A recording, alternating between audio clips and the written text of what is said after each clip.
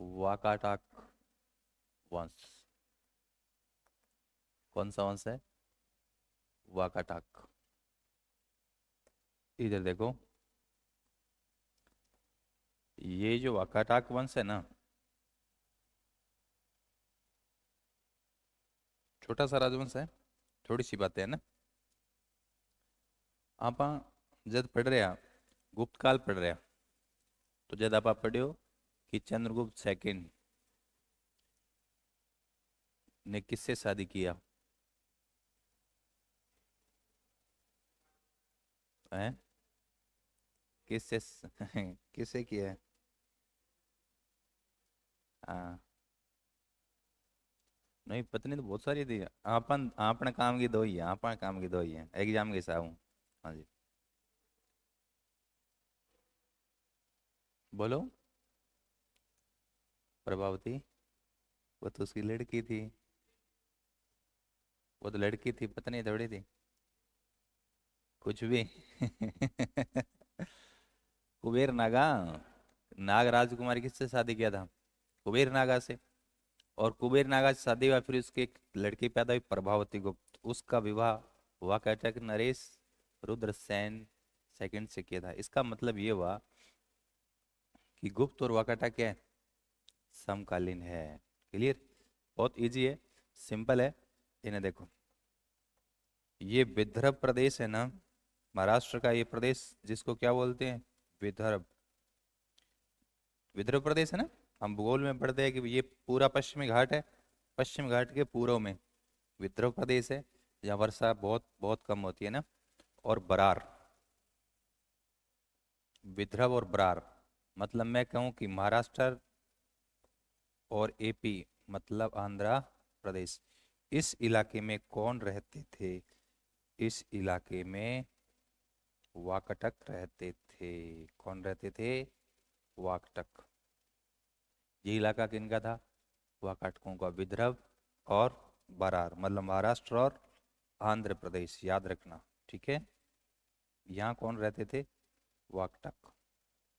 Simple है। ठीक है, इतनी बात याद रहे जी। और देखो, ए गुप्तांक के है समकालीन, गुप्तों के क्या है? समकालीन। बरार। चलो तो यहाँ ये कौन सा इलाका है गुरुजी? ये वाकाटक जो वंश है,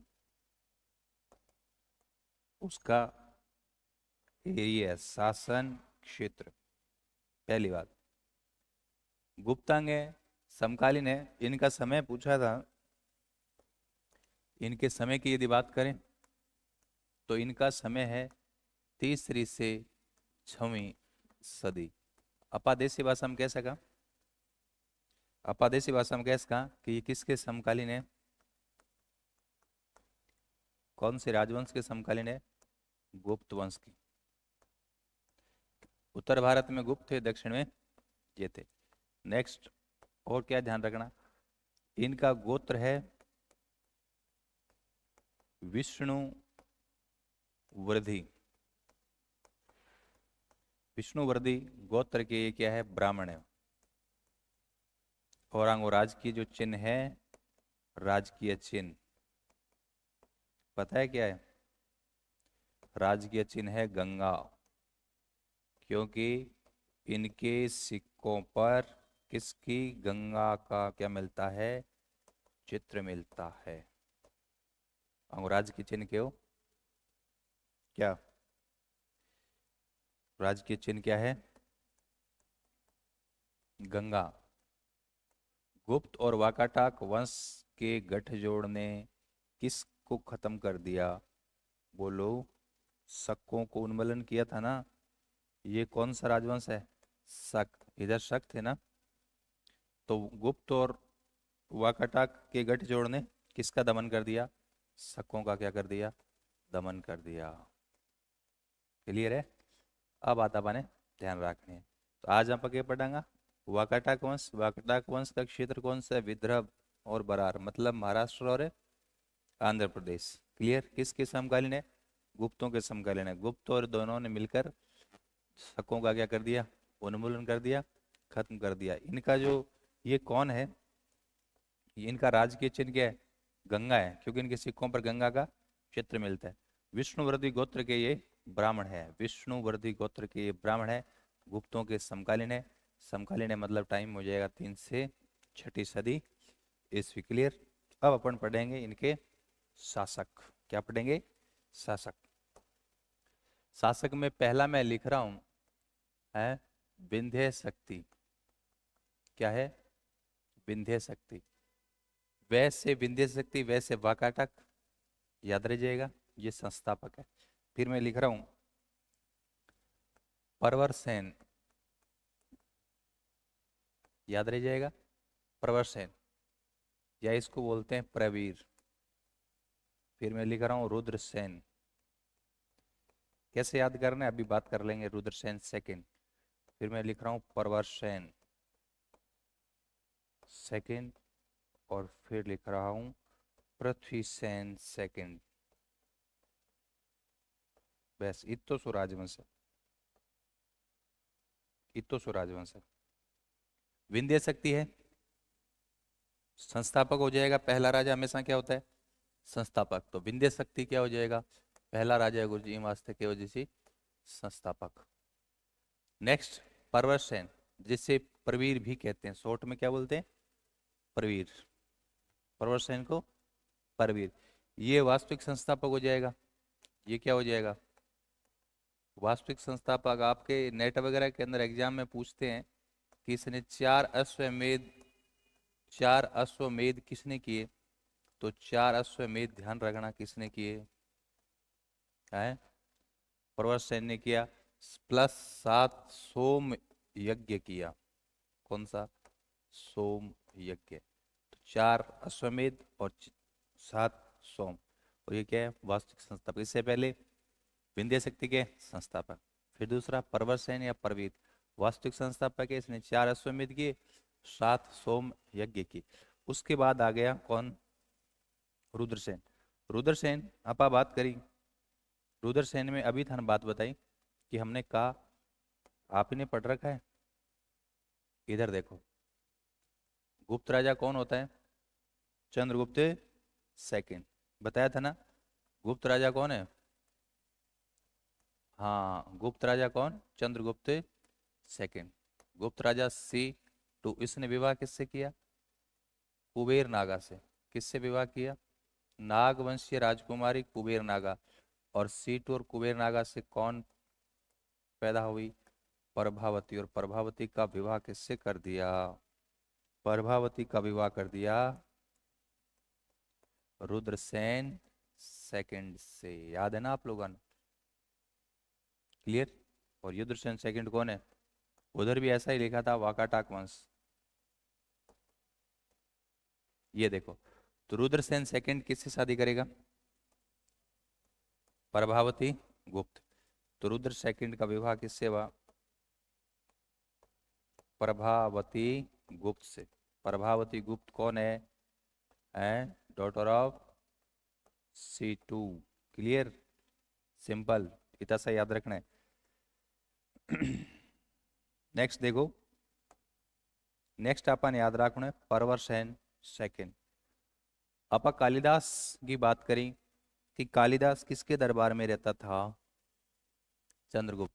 ध्यान से सुनियो, सवाल बहुत अच्छा सवाल है। कालिदास चंद्रगुप्त सेकंड के दरबार में रहता था, और इसने अपनी लड़की की शादी रुद्रसेन सेकंड से। किसका मतलब? रुद्र सेकंड इसके समकालीन। इसके जस्ट बाद राजा हुआ प्रवरसेन सेकंड। प्रवरसेन सेकंड की यही बात याद रखनी है कि कालिदास कुछ समय तक प्रवरसेन सेकंड के दरबार में चला गया था। और इसने क्या लिखा? कालिदास ने वहां मेघदूत लिखा, और वैदर्भी संस्कृत शैली में। क्योंकि अपा कालिदास की काल रचना पढ़ने लग रहा, कल परसों जो भी हमने पढ़ा, तो आपको बताया था ना, कालिदास को भारत का शेक्सपियर कहते हैं, फलाना ढिमकना, महाकाव्य, खंडकाव्य, नाटक वाटक सब है ना। तो हमने वाले कहा था कि इसकी भाषा की शैली कौन सी है? वैदर्भी संस्कृत। संस्कृत तो है वैदर्भी, विदर्भ प्रदेश के है ना ये। तो इस प्रवरसन सेकंड के दरबार में कौन रहा कुछ समय तक? कालिदास। और क्या लिखा? मेघदूत। जिसमें यक्ष की विरह गाथा है। और इसके एक दरबार में और था रावण वहु, उसने ग्रंथ लिखा था प्राकृत भाषा में सेतुबंध, वो ग्रंथ भी इंपॉर्टेंट है। सेतुबंध रावण वो परवरसेन सेकंड के दरबारी ने लिखा प्राकृत भाषा में। क्लियर। कालिदास ने उसमें कुछ संशोधन किया है, बात आपने ध्यान रखनी है। तो परवर सेकंड के दरबार में कुछ समय यहाँ कौन रहे थे? कालिदास। और कालिदास ने क्या लिखा? कालिदास ने यहीं क्या लिखा? मेघदूत। कौन सी भाषा है गुरुजी? वैदर्भी संस्कृत। वैदर्भी संस्कृत में उन्होंने क्या लिखा? मेघदूत लिखा। इसके अलावा इसके दरबार में कौन रह रहा? रावण बहू। रावण बहू राइटर है, उसने बुक कौन सी लिखी? सेतुबंध। और कुछ इस सेतुबंध की भाषा कौन सी है? प्राकृत। कालिदास ने इसमें कुछ क्या किया? संशोधन। कालिदास ने इसमें क्या किया? संशोधन। अब बात अपन याद रखनी। नेक्स्ट क्या लिखा है? नेक्स्ट बताओ। पृथ्वीसेन सेकंड। पृथ्वीसेन सेकंड की उपाधि है परम भागवत। परम भागवत। बालाघाट शिलालेख में इसकी उपाधि क्या मिलती है? परम भागवत। तो इसकी उपाधि क्या है? क्या है? परम भागवत। कौन से शिलालेख में? बालाघाट शिलालेख में इसकी उपाधि क्या मिलती है? परम भागवत। इतनी सी बात अपन याद रखनी है। एक सवाल यहां से आता है, कई बार पूछ ले, 4 अश्वमेध यज्ञ किसने किए? या सेतुबंध के लेखक रावण वो किसके दरबारी थे? या कालिदास कुछ समय किस राजा के दरबार में रहे? इन टाइप का सवाल पूछे। या चंद्रगुप्त सेकंड ने अपनी लड़की प्रभावती गुप्त का विवाह किससे किया? है रुद्रसेन सेकंड। ठीक है। और बाकी चीज आप देख ही लिए। नेक्स्ट देखो। अब है ना प्राचीन भारत, तो आप प्राचीन भारत की यदि आप बात करें एक तरीके में, तो प्राचीन भारत की सारी बात आप पढ़ ले। अब आगे की काला से मध्यकाल, लेकिन प्राचीन और मध्यकाल के बीच का जो पार्ट है 8वीं से लेकर 12वीं शताब्दी, 8वीं से लेकर सॉरी 8वीं से हाँ 12वीं, उसको बोलते हैं मध्यकाल से पहले है, इसलिए पूर्व मध्यकाल। क्या बात करेंगे? पूर्व मध्यकाल मतलब क्या हुआ? हाँ 8वीं से 12वीं शताब्दी के बीच में पूरे भारत में छोटे छोटे राजवंश हो जाते हैं। पूरा भारत में कोई ऐसी ताकत नहीं है जो पूरे भारत को एकता के सूत्र में बांध सके। और वो छोटा छोटा राजवंश है जगह 8वीं लेकर 12वीं शताब्दी तक मिले, जे कहना आप बात करेंगे पूर्व मध्यकाल। एक तरीके हम यहाँ कह सकते हैं कि प्राचीन और मध्य के बीच में वो के संक्रमण काल है पूर्व मध्यकाल। तो नेक्स्ट आप देखेंगे पूर्व मध्यकाल। अब नया खंड स्टार्ट हो रहा है, ध्यान रखना। क्या है पूर्व मध्यकाल? पूर्व मध्यकाल। पूर्व मध्यकाल गुरु जी, हाँ 8वीं से लेकर 12वीं सदी के बीच में कौन सा काल है? पूर्व मध्यकाल। मैं एक थोड़ी सी जानकारी थाने बता दूं क्योंकि एक थारे दिमाग में चीज़ें क्लियर रह किया। देखो पूर्व मध्यकाल में, पूर्व मध्यकाल में आप केवल उत्तर भारत नहीं दक्षिणी भारत में भी राजवंश पर डाला। अल्कोश में था ए जगह पूर्व मध्यकाल में जगह आप राजवंश पर डांगा बाकी शिक्षा राजवंश है बांग नाम बताऊं तो चालू में था। तो सब पहला ऊपर आप स्टार्ट कराला। तो यहाँ कौन सा वंश है? हिंदू शाही वंश। हिंदू शाही वंश। कश्मीर घाटी में कौन सा वंश हो जाएगा? हिंदू शाही वंश। केवल एक बार नाम याद रखना है, ठीक है। राजस्थान में किसा हो जैसे गुर्जर प्रतिहार, और प्रतिहार अंग बाद में चौहान। क्लियर है? ध्यान से सुनना। गुजरात में क्या जी? सोलंकी या चालुक्य। महाराष्ट्र में क्या जैसे राष्ट्रकूट। कर्नाटक में क्या जैसे चालुक्य। कर्नाटक में क्या वजह से? चालुक्य। वातापी के चालुक्य। ये है वातापी के चालुक्य।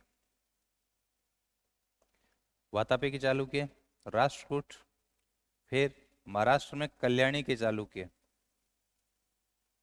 फिर वापस चालुक्य आ जाएंगे, गुर्जर चालुक्य के, कल्याणी के चालुक्य, फिर वेंगी के चालुक्य, गुर्जर इतना कितना चालुक्य, नाम ही की है चालू। तो चार चालुक्य हैं, वातापी के चालुक्य, वेंगी के चालुक्य, कल्याणी के चालुक्य, गुजरात के चालुक्य। और के पढ़ डाला, सुनते चलो आप तो। और अपन पढ़ेंगे पल्लव, और उसके बाद क्या पढ़ेंगे? चोल। ठीक। इधर गुरुजी बंगाल में क्या पढ़ेंगे? पाल। और पाल के बाद क्या पढ़ेंगे? सेन।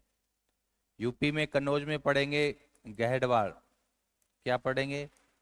गहडवाल। क्या पढ़ेंगे? गहडवाल। याद रह जाएगा। मालवा में क्या पढ़ेंगे? चलो एक बार इतना ही ठीक है। अब है ना तने ये लाग तो उसे तो गुरु जी वो याद किया रेसिपी। एक इनका मैं स्टेट बता देता हूँ। राजस्थान, गुर्जर प्रतिहार, गुजरात चालुक्य सोलंकी, महाराष्ट्र, ध्यान से सुनना, महाराष्ट्र में राष्ट्रकूट, महाराष्ट्र में कल्याणी के चालुक्य, महाराष्ट्र, वातापी के चालुक्य मतलब क्या हो जाएगा? कर्नाटक, वेंगी के चालुक्य एपी आंध्र प्रदेश, और पल्लव, और पल्लवों के बाद कौन आए? चौल। ये कहाँ हो जाएगा? तमिलनाडु। बंगाल के पहले पाल और उसके बाद में सैन। यूपी, यूपी में कन्नौज के गैडवाल। कश्मीर काबुल घाटी के अंदर कौन सा हो जाएगा? हिंदू साई वंश। चलो यहाँ स्पेस पड़ा है, मैं इधर और बात करते हैं।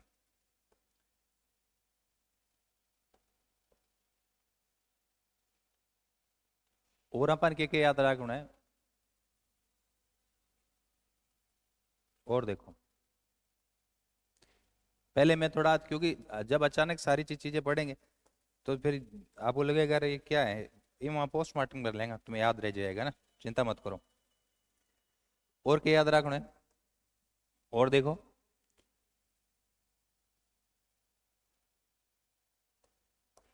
चंदेल, एमपी यूपी में क्या है? चंदेल, याद रह जाएगा। उसके बाद चेदी वंश, उसके बाद परमार। ये तीन वंश और याद रखना है। यूपी एमपी में सीमा पर चंदेल, फिर बीच में क्या? चेदी का कलचुरी वंश है ना, सॉरी कलचुरी का चेदी वंश, और मालवा का परमार।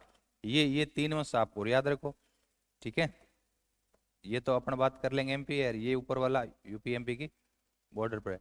तो इतना जगह राजवंश है वह अपन ने देखना है। मैं दक्षिण और उत्तर का, ये कौन सी पर्वत श्रृंखला है? थोड़ा ऊपर बना रहा हूं मैं ना। ये कौन सी पर्वत श्रृंखला है? विंध्याचल, जिसको कहा माना जाता है ये विंध्याचल है। विंध्याचल पर्वत श्रृंखला जो कि एमपी में पड़ा है, सॉरी हाँ एमपी में। और इसके ऊपर वाले को बोलते हैं उत्तर भारत आर्यवर्त, और नीचे वाले को द्रविड़ देश दक्षिण भारत दक्षिणापथ। तो ये थोड़ा थोड़ा अपन राजवंश याद रखना है। आगो ज्यादा टाइम पेड़ को नहीं, प्रत्येक राजवंश में कई हम 4 राजा याद रखना है, कई हम 5 राजा, इतना ही ज्यादा को नहीं। एक आध ईशावंश में 7 8 10 राजा उसे, लेकिन आगो ज्यादा मैटर को नहीं। इनका ज्यादा बड़ा क्षेत्र भी नहीं है, और इनका टाइम पीरियड सबका क्या है? पूर्व मध्यकाल, मतलब 8वीं से 12वीं शताब्दी तक। आपस में लड़ते झगड़ते भी रहते हैं। कौन किसके समकालीन है थोड़ी थोड़ी अब बात कर लेवांगा, ठीक है।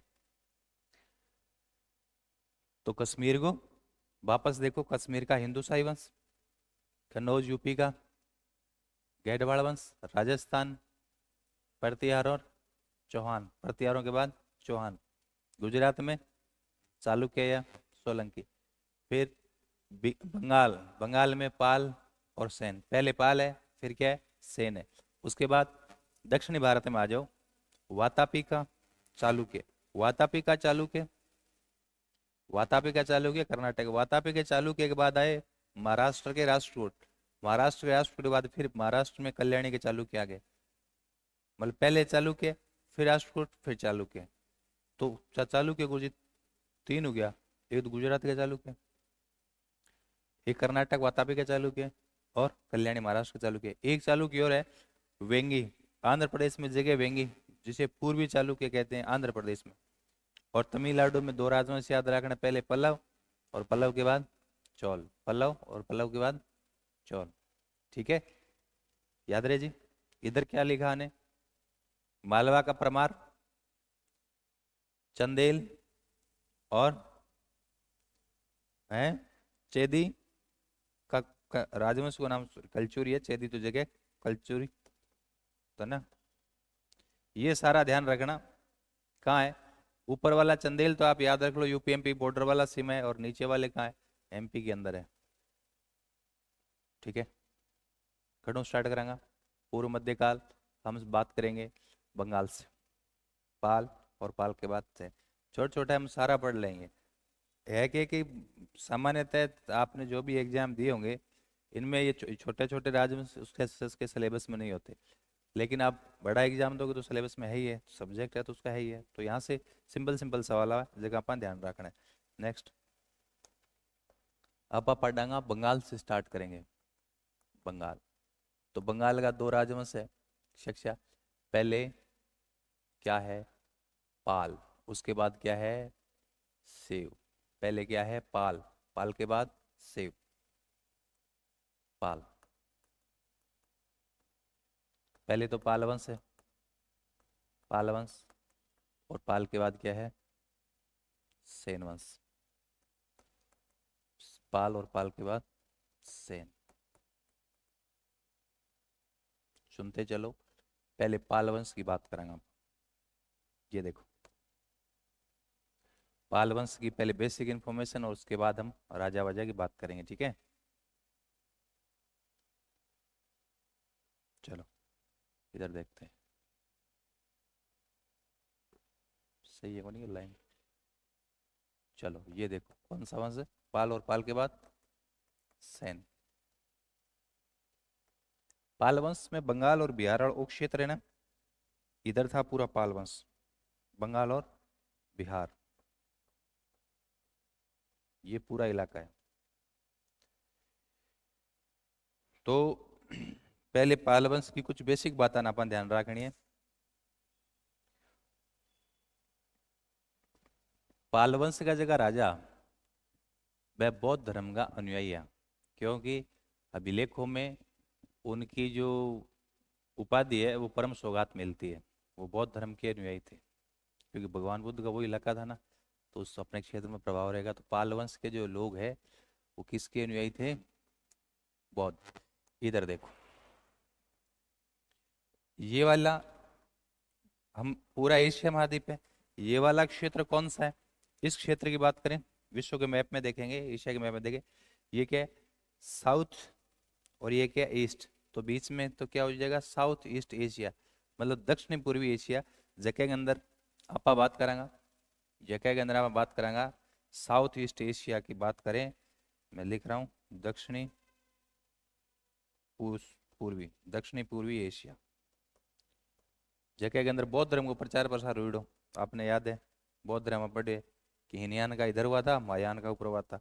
तो इसमें कौन कौन से देश है, घना ही देश है गुरु जी, श्रीलंका को ले गए ठेठ आप आगे देखांगा। तो जैसे इंडोनेशिया, मलेशिया, दक्षिणी पूर्विया, बहुत सा देश है। तो ए क्योंकि पाल वंश का, पाल वंश है,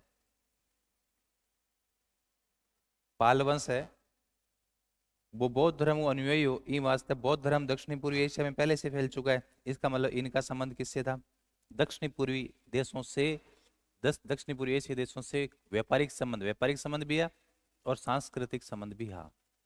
ठीक है, अंगी राजधानी मुंगेर ही, और मुंगेर राजधानी बनाने वाला है देवपाल। मुंगेर वर्तमान में कहाँ पड़ता है, मुंगेर बिहार में है, मुंगेर जिला है बिहार का। पाल राजवंश के टाइम में एक सुलेमान अरबी यात्री है, वो पाल साम्राज्य को रूहमा कहता है। पाल राजवंश के टाइम पाल चित्रशैली या मगध चित्रशैली आप कह सका पिंगा दो चित्रकार अपन याद रखने वीतमान और धीमान। वीतमान सॉरी वीतपाल और धीमान ये दो की है चित्रकार है। ए चित्रकारों का नाम पूछो कई बार कि पाल या मगध चित्रशैली चित्रकारों का नाम बताओ। वीतपाल और धीमान, वीतपाल और धीमान याद रहे जी। ठीक है तो मैं लिख रहा हूं पाल वंश। ये पालों का क्या है पाल वंश। पाल वंश को एरियो है मतलब बंगाल आप कह सकते बिहार तो बाद में बने हो तो मैं बंगाल और बिहार दोनों ही लिख देता हूं है ना। बंगाल और बिहार।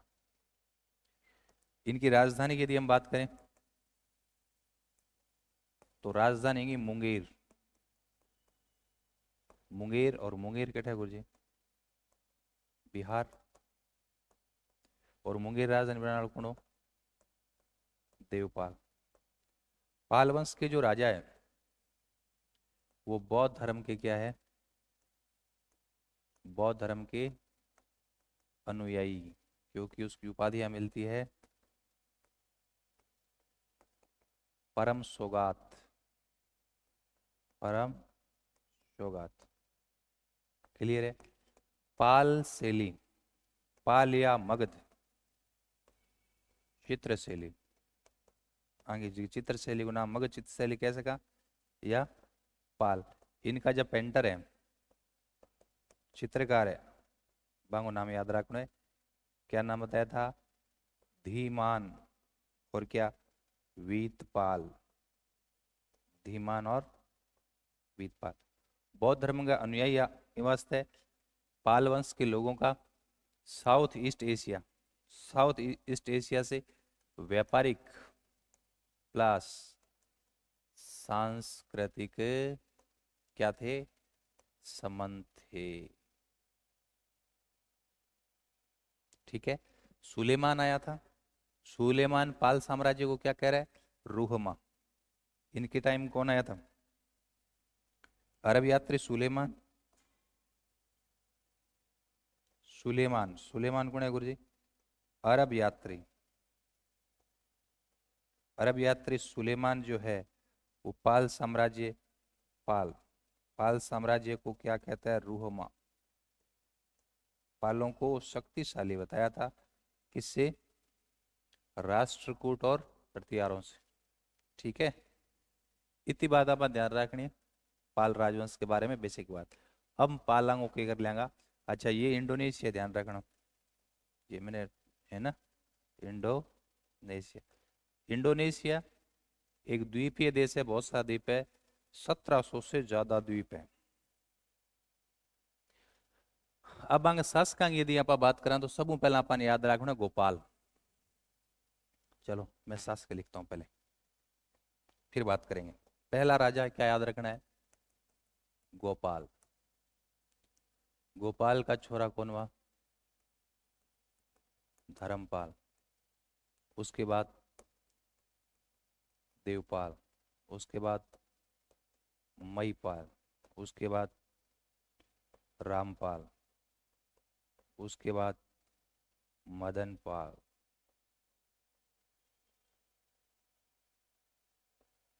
इतना राजा याद रखना कौन कौन है गोपाल धर्मपाल देवपाल मईपाल रामपाल और मदनपाल। कह कि बठे बिहार के माँ बंगाल के माँ अव्यवस्था फैल गई। 750 ईस्वी की बात है तो बिहार की जनता ने बंगाल की जनता ने गोपाल को राजा बना दिया। बोले आप योग्य व्यक्ति हो आप इस व्यवस्था को ठीक करो। आज जानकारी घटो मिले आज जानकारी मिले धर्मपाल राजा के खलीमपुर अभिलेख से। धर्मपाल का खलीमपुर अभिलेख है उस अभिलेख में धर्मपाल लिखता है कि बिहार और बंगाल में व्यवस्था फैल गई इसलिए जनता ने मेरे पिताजी को क्या बना दिया राजा बना दिया। मतलब जनता द्वारा चुना गया राजा है कौन? गोपाल। ठीक है। और जनता द्वारा चुना गया राजा गोपाल है, तो गोपाल ने ओदंतपुरी वहाँ विहार बना दिया। कौन सा? ओदंतपुरी विहार। याद रहे जी के? बस अब तो याद रहे जिससे। पहला राजा इसलिए क्या है? संस्थापक। पहला राजा इसलिए क्या है? संस्थापक।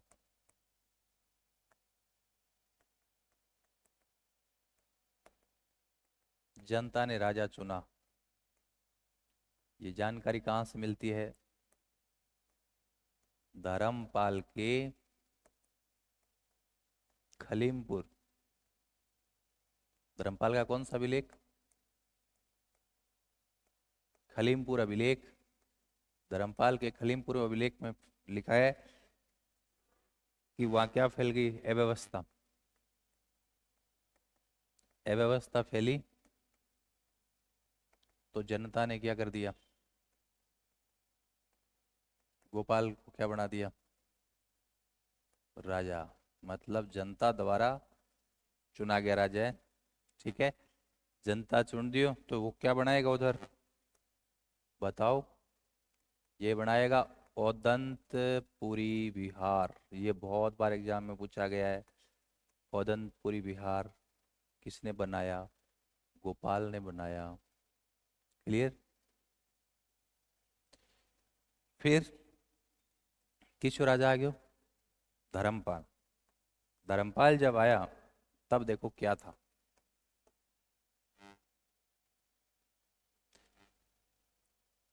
कन्नौज की आप बात करेंगे।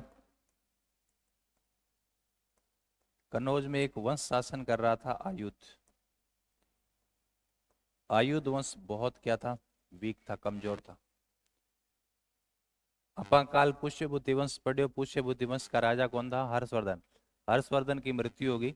हर्षवर्धन निसंतान था। हर्षवर्धन ने तो पूरे उत्तर भारत को जीता था। सकलोत्तर पतन आता बात करी। हर्ष के बाद, हर्ष की मृत्यु के बाद यहाँ एक कमजोर सा राजवंश आ गया था, आयुध। और वो उत्तर भारत का क्या था? कन्नौज। आज दिल्ली का जो राजनीतिक महत्व है ना, भारत की राजधानी, उस टाइम कन्नौज का राजनीतिक महत्व था। उत्तर भारत का सत्ता का सेंटर कन्नौज था। तो सब लोग चाह रहे हैं कि कन्नौज को अपन कब्जा करें। तो हमारे राजस्थान से प्रतिहार उस टाइम उत्थान हो रहा था। महाराष्ट्र के राष्ट्रकूट, राजस्थान का प्रतिहार, महाराष्ट्र का राष्ट्रकूट वंश, और बंगाल का पाल। ये कहाँ है? बंगाल। तो बंगाल का पाल वंश। ये मतलब क्या है कि सोच रहे हैं कि कन्नौज में अपन कब्जा कर लें क्योंकि उत्तर भारत सत्ता का केंद्र है। इन तीनों ने लड़ाई की, है ना। कन्नौज पर प्रतिहार भी चाह रहे हैं, महाराष्ट्र वाले राष्ट्रकूट भी चाह रहे हैं, और पाल वंश वाले भी चाह रहे हैं। ये कन्नौज के लिए तीन पक्ष में युद्ध हुआ। इतिहास के पन्नों में ये त्रिपक्षीय संघर्ष के नाम से हम लोग पढ़ते हैं। ये क्या? त्रिपक्षीय संघर्ष किसके लिए हुआ था? कन्नौज के लिए। क्या त्रिपक्षीय संघर्ष किसके लिए हुआ था? कन्नौज के लिए। तो इन त्रिपक्षीय संघर्ष में भाग लेने वालों प्रतिहारों की तरफ से तो आया था वत्सराज। एक सेकंड। प्रतिहारों की तरफ से पहली बार इस त्रिपक्षीय युद्ध में भाग कौन ले? वत्सराज। महाराष्ट्र में राष्ट्रकूट में कौन राजा है? ध्रुव, जो भाग ले रहा है। और बंगाल में कौन राजा हो जाएगा? पाल वंश का कौन राजा हो जाएगा? धर्मपाल। ये अपने अपने राजवंश के पहले राजा है जो इस त्रिपक्षीय युद्ध में क्या भाग लेते हैं। तो इधर से धर्मपाल, इधर देखो, तो ये क्या करेगा? कन्नौज के त्रिपक्षीय युद्ध में भाग लेगा। ठीक है, चलो तो मैं लिख रहा हूं, इसने कन्नौज की त्रिपक्षीय युद्ध में क्या लिया? युद्ध में भाग लिया। ठीक है। वत्सराज को तो उसने हरा दिया। वत्सराज को हराया इसने। वत्सराज को तो हरा दिया, धर्मपाल ने वत्सराज को हरा दिया, लेकिन ध्रुव से हार गया। ध्रुव से हारा। वत्सराज को हराया और ध्रुव से हारा। ठीक है। याद रह जाएगा। और गुरुजी धर्मपाल के बारे में क्या याद रखना है? और धर्मपाल के बारे में याद रखना है इसकी उपाधियां। धर्मपाल की क्या उपाधि है? परम सौगात। धर्मपाल की उपाधि ध्यान रखना, परम सौगात और उत्तरापथ स्वामी। दोनों उपाधि इंपॉर्टेंट है धर्मपाल की, परम सौगात और उत्तरापथ स्वामी। ये कह रहा है कि उत्तर पथ, पूरे उत्तर भारत का मैं राजा हूँ, ये उपाधि है इसकी। है नहीं है वो बात अलग है, लेकिन ये उपाधि है, ध्यान रखना। और धर्मपाल के बारे में क्या याद रखना है? इसके दरबार में हरिभद्र दरबारी बौद्ध विद्वान था, जो इसके का क्या रहता था? दरबार में। वो कई बार पूछ रहा है, स्टार लगा रहा हूँ। कौन? हरिभद्र। पूछे कि बौद्ध भिक्षु हरिभद्र किस राजा के दरबार में रहता था? धर्मपाल, हरिभद्र। ठीक है। धर्मपाल ने और क्या किया? विक्रमशिला विश्वविद्यालय, जो बिहार में विक्रमशिला विश्वविद्यालय ना, वो प्लस सोमपुर विहार। ठीक है। तो और क्या बनाए गुरु जी? और याद रखना, विक्रमशिला, विक्रमशिला विश्वविद्यालय प्लस क्या बनाया? सोमपुर विहार।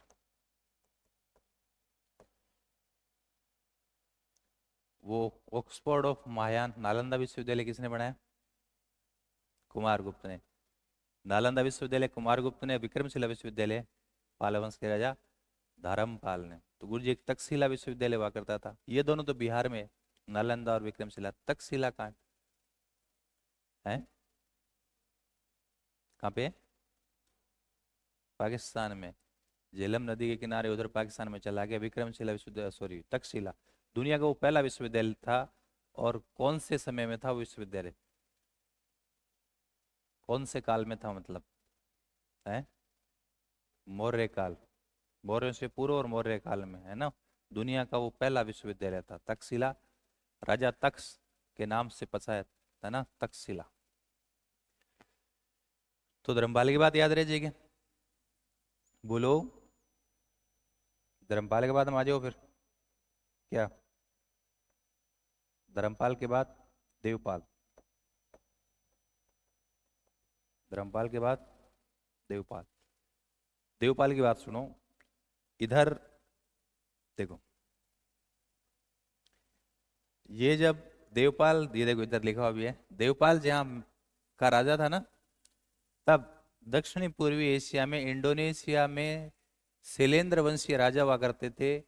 आधुनिक भारत में आप पढ़ा कि इंग्लैंड, इंग्लैंड और यूरोप का और भी देश है जो दुनिया के अलग अलग भाग में गया, आपका उपनिवेश स्थापित कर ली, कॉलोनी स्थापित कर ली। इंग्लैंड आपने भारत में आ गया, भारत पर कब्जा कर लियो, है ना।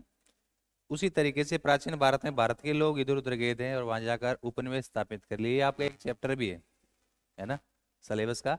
तो भारत का जगह लोग है, इंडोनेशिया में जाके बैठ गए, उपनिवेश स्थापित कर लिया। जगह में इंडोनेशिया में जावा का राजवंश था, शैलेंद्र वंशीय राजा। इंडोनेशिया, जावा, इंडोनेशिया का बहुत सारा द्वीप है, जैसे हम जावा एक बड़ो द्वीप है। तो वहां कौन से राजा हुआ करते थे? शैलेंद्र वंशीय राजा। शैलेंद्र वंशीय राजा होते थे इधर, है ना, वो भारत के ही थे। तो और यहाँ क्या है? बौद्ध धर्म है। इसका मतलब बौद्ध धर्म का जो मूल है, वहाँ इनका संबंध होगा कि नहीं होगा? ये बिहार में आएंगे कि नहीं आएंगे, मगध में आएंगे कि नहीं आएंगे? और जब आएंगे तो यहाँ रुकेंगे। तो इसलिए देवपाल के समय शैलेंद्र वंशीय राजा बालपुत्र देव, बालपुत्र देव ने यहाँ बौद्ध विहार बनाने की अनुमति मांगी और इसने अनुमति दे दी। अनुमति ही नहीं दी, 5 गांव और राजस्व और दे दियो। ठीक है। ऐसा ही सही सवाल नेट में बहुत बार पूछा गया। ऐसा ही गुप्त काल में हम लोग पढ़ते हैं। गुप्त काल में, समुद्रगुप्त के समय किसने परमिशन मांगी थी?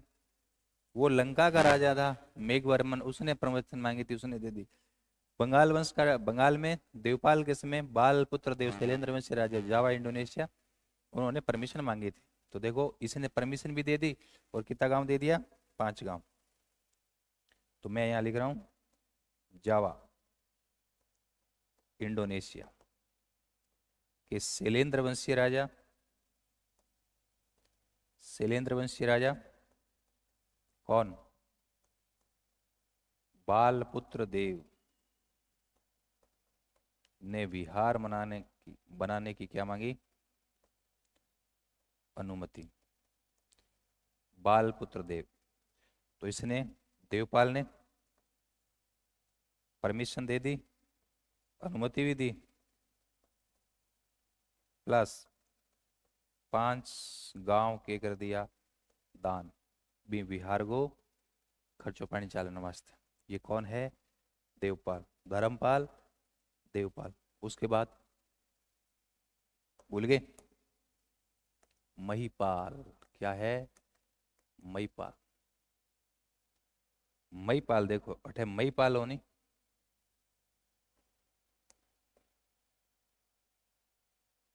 देखो इधर कौन है, इधर कौन राजा है?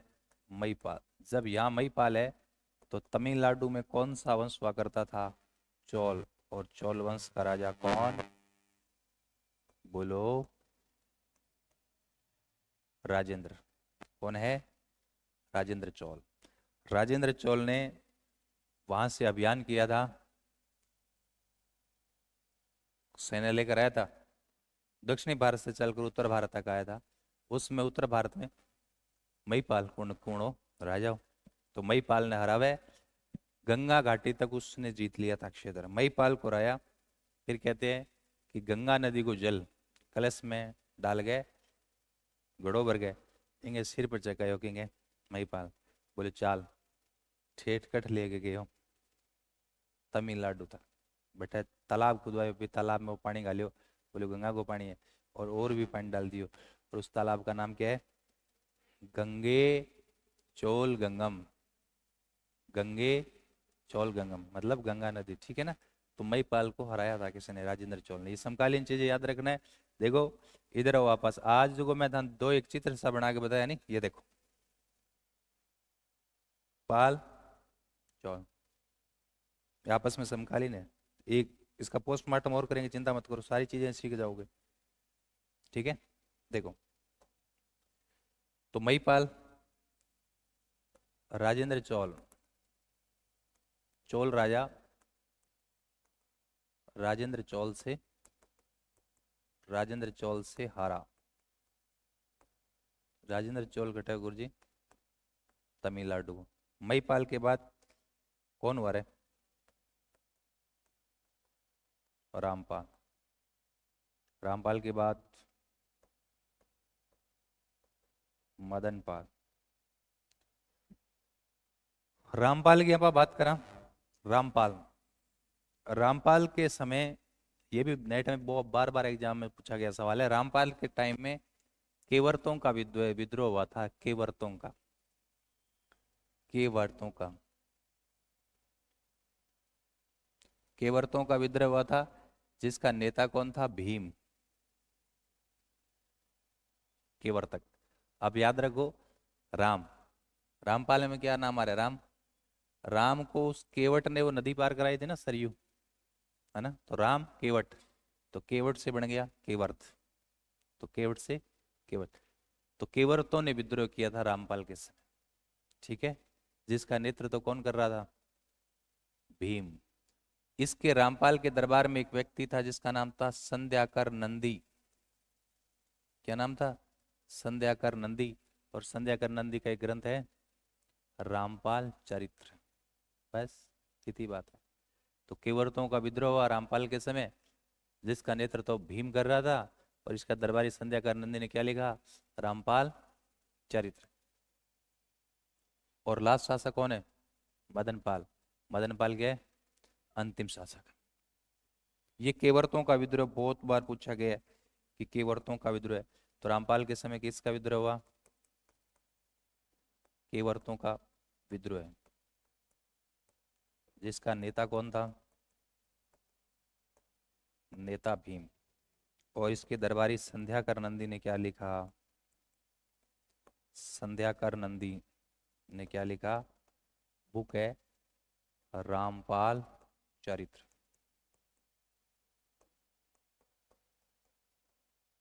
ठीक है। और मदनपाल गुरु जी की वजह से अंतिम शासक। हेलो, उत्तरक्षु राजवंश हो गयो पाल। पाल के बाद हमें क्या पढ़ना है? सेन। वापस हो, आज आप की बात करिए। आज अपन ने पढ़ा है सबसे पहले दक्षिणी भारत का वाकाटक वंश। वाकाटक वंश को एरियो महाराष्ट्र और आंध्र प्रदेश वालों, विदर्भ और बरार उनका क्षेत्र था। और इनके समकालीन गुप्त हुए थे उत्तर भारत में, दोनों में वैवाहिक संबंध था, दोनों ने मिलकर शकों का दमन कर दिया। इन्हें देखो टाइम पीरियड के, गुप्तांग समकालीन है, इसका मतलब तीसरी से छठी शताब्दी। वाकाटकों का जो जो है क्या थे, ये ब्राह्मण थे। कौन से गोत्र के थे? विष्णुवृद्धि गोत्र के क्या है, ब्राह्मण। तो इसके राज चिन्ह में क्या था?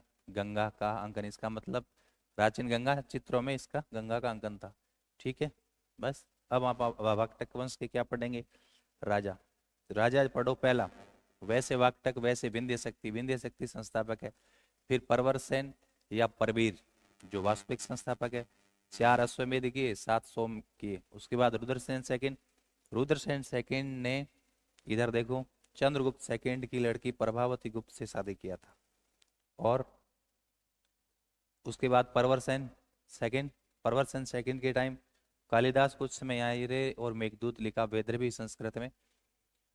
रावण ने सेतु बंद जो प्राकृत भाषा में ग्रंथ लिखा, उसका संशोधन कालिदास ने किया। पृथ्वीसेन सेकंड अंतिम शासक, नहीं उपाधि, परम भागवत। नेक्स्ट, अपा पूर्व मध्यकाल का राजवंश पढ़ डाला। तो 8वीं लेकर 12वीं शताब्दी पूर्व मध्यकाल के राजवंश है। तो इधर देखो, नीचे से स्टार्ट करें। तमिलनाडु में पल्लव, उसके बाद चोल, ऊपर आंध्र प्रदेश में चालुक्य, कर्नाटक में वातापी के चालुक्य, महाराष्ट्र के राष्ट्रकूट, फिर महाराष्ट्र में कल्याणी के चालुक्य, गुजरात के चालुक्य सोलंकी, बंगाल के पाल और सैन, यूपी में कन्नौज का गैडवाड़ वंश, कश्मीर का हिंदू शाही वंश, राजस्थान का प्रतिहार और परमार, सॉरी प्रतिहार और चौहान। इधर हम देखेंगे परमार, कलचोरी का चेदी और चंदेल। और याद रखना है। अब आप आगे पढ़ियो पाल। बंगाल से स्टार्ट किया, तो बंगाल में एक है पाल और एक है सेन। पाल वंश की बात करी, पाल वंश बंगाल और बिहार वाला इलाका है। इनकी राजधानी मुंगेर देवपाल ने बनाई। बौद्ध धर्म के अनुयायी है, क्योंकि अभिलेखों में कौन सी उपाधि मिलती है? परम सौगात। फिर पाल चित्र शैली का चित्रकार धीमान और वीतपाल। धीमान और वीतपाल।